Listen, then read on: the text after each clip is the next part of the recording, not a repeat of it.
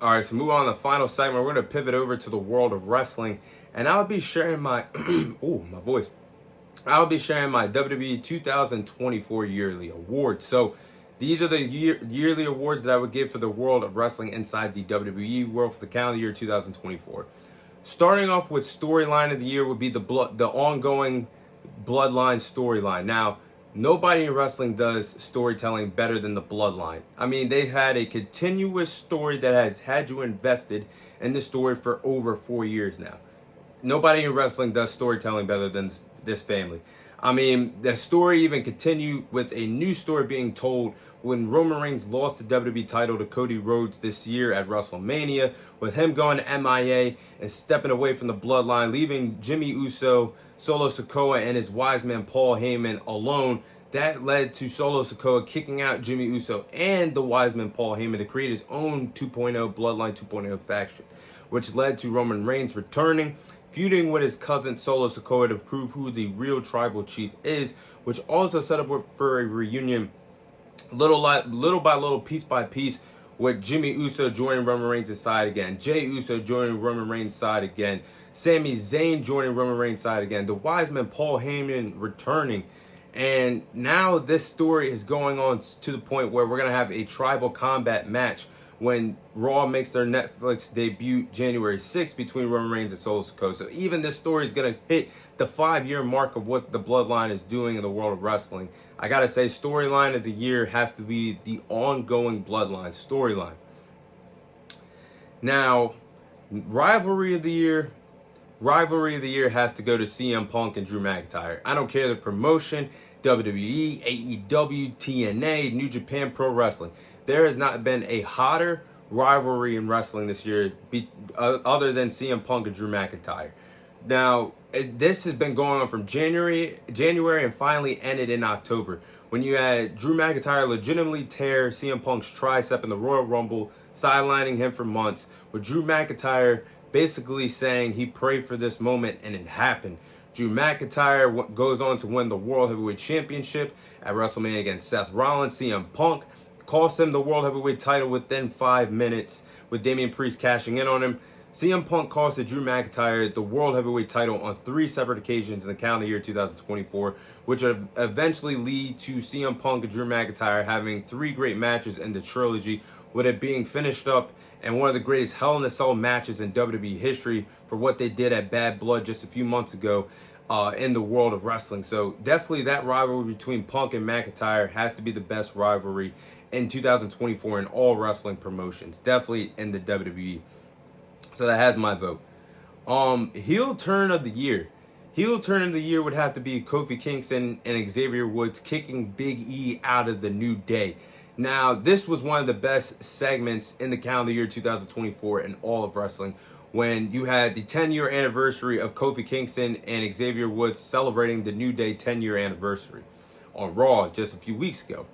So when this happened, based off the term events for months that Kofi Kingston and Xavier Woods could not get on the same page, it seemed like that would be the end of the New Day. With Big E returning and Big E trying to mend the fences between Kofi Kingston and Xavier Woods, only for the two of them to turn on Big E, shame him, bash him for him being out of action for nearly 3 years now, with him legitimately breaking his neck in the calendar year 2022, bashing him in a storyline standpoint that E was not there for them when the two of them were always there for E.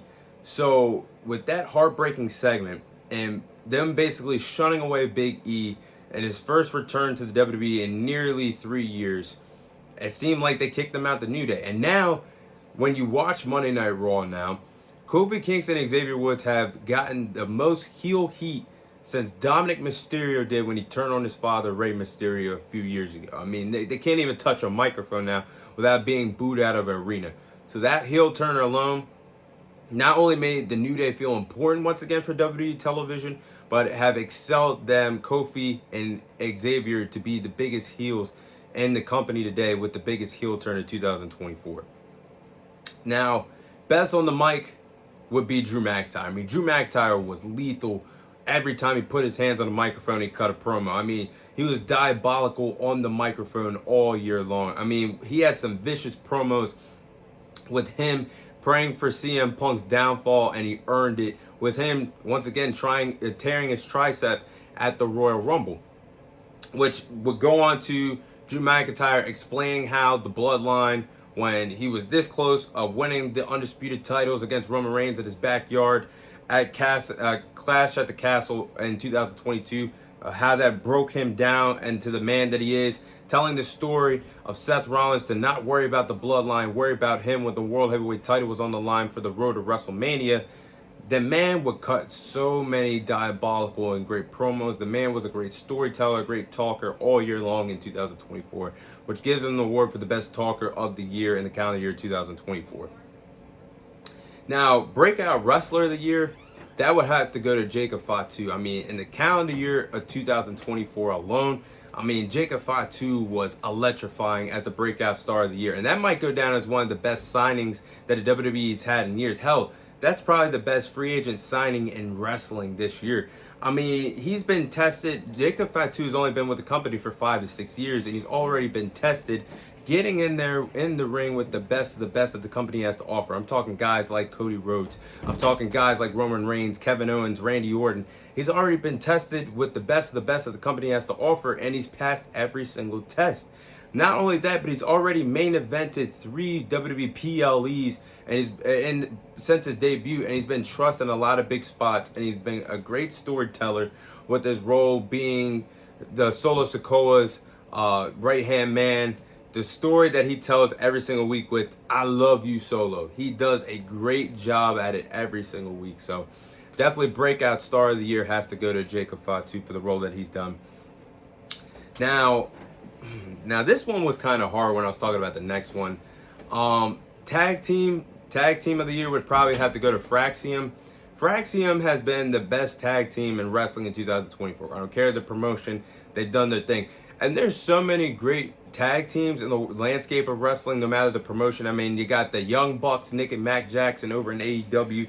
You got FTR, Dash and Cash and AEW, The New Day, and WWE, DIY. I mean, Fraxium being in NXT has been the best tag team in wrestling in the calendar year 2024. And they had some incredible matches over on the Black and Silver brand now in NXT. I mean, they had some great battles against tag team battles against Braun Breaker and Baron Corbin when they were a tag team. Chase U. The list goes on and on of how great they've done as a tag team. It's just going to break my heart when they eventually got to split them up for the beginning part of 2025 to have their big stand and deliver match for the probably WrestleMania weekend in 2025. Woman Wrestler of the Year, I would give that to the NXT Women's Champion Roxanne Perez. I mean, she's headed out of the park, and in my opinion, has been the best women's wrestler in WWE this year. I mean, her hard work in NXT with the NXT Women's title has been fun to watch. She's definitely the next big thing in the women's division when she finally gets elevated to the main roster, that being on Raw or SmackDown. She has a bright future with the company. I mean, she's had some great matches this year with Lyra, Valkyria, Lola Vice, Jada Parker, Jordan Grace, Gilia, and several others on NXT. She's proving why she's going to be the future of the women's division when she gets elevated to the main roster. Definitely has had one hell of a year. Men's Wrestler of the Year. This is a hot take, but I think Drew McIntyre is the men's wrestler of the year for the WWE, and I think he's taken that over, in my opinion, for being the best male wrestler of the year over Cody Rhodes. Now, I know Cody Rhodes has done a lot of great things in the calendar year 2024, but let's not forget what Drew McIntyre has done here. And he's done it basically all year long without being a world champion, for my opinion, being the best, because he won the Elimination Chamber, that grueling Elimination Chamber earlier in the year 2024. He won the World Heavyweight Championship, having one hell of a match with Seth Rollins at WrestleMania 40, Night 2. In the opener of that show, he was the World Heavyweight Champion for 5 minutes, but still that counts as an accolade. He was Mr. Money in the Bank for under 2 hours, and just had the feud of the year with CM Punk. 3 great trilogy matches for somebody that held the world title for only 5 minutes, held the Money in the Bank briefcase for under 2 hours. I think the matches and his storytelling has helped him become the best wrestler in 2024. I can debate that all day long. I just think that Drew McIntyre's work has not been unrecognized by me, and I have to labelize him as the Wrestler of the Year for the calendar year 2024. Now, to close out, match of the year would have to be Roman Reigns versus Cody Rhodes at WrestleMania 40 Night 2.